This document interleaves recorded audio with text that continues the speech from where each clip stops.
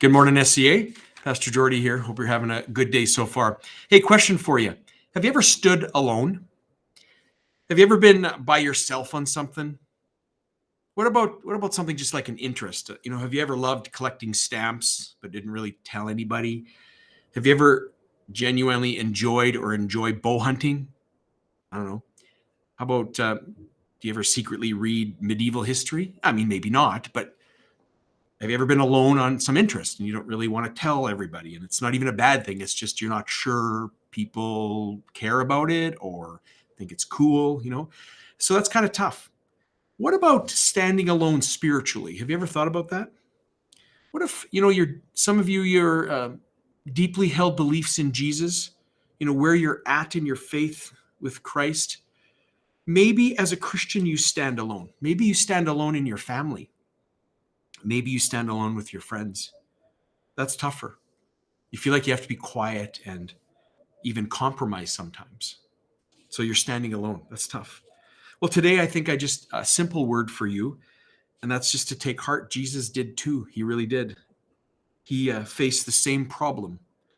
And I'm right now in my own kind of time, I'm reading in John chapter 7, my own Bible reading at home. And a couple days ago, I read this, and I've read it before.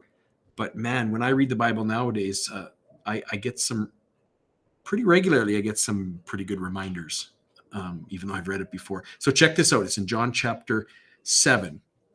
But soon after, it was time for the Jewish festival of shelters, and Jesus' brothers said to him, did you know Jesus had brothers?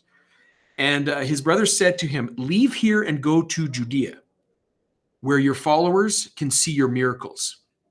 You can't become famous if you hide like this. If you can do such wonderful things, show yourself to the world. For even his brothers didn't believe in him.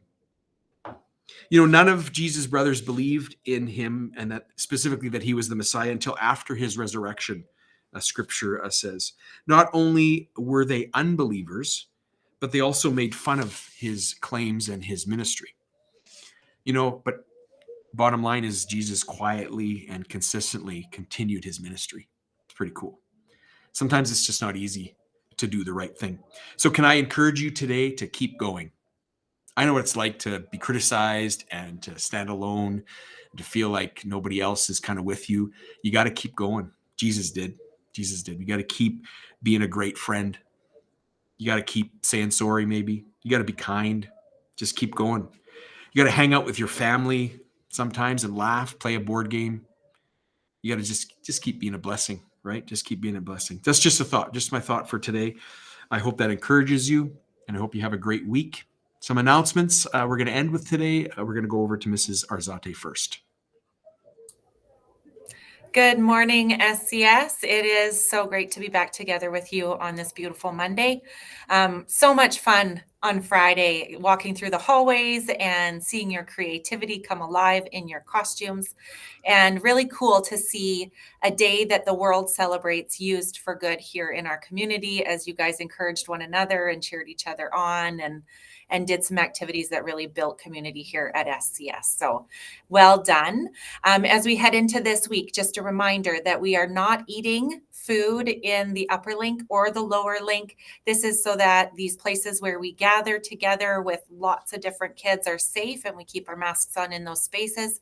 So if you don't have time to finish eating in the 15 minutes in your classroom, you are welcome to join others in the commons to eat and finish up your lunch. And then on Thursdays, when there's mentorship in the commons, you are welcome to go into the front room of Mr. Rempel's workshop to finish your lunch. So lots of options there. Thanks for following the protocols. We are excited that our numbers are going down, and that gets us closer and closer to life looking a little more normal.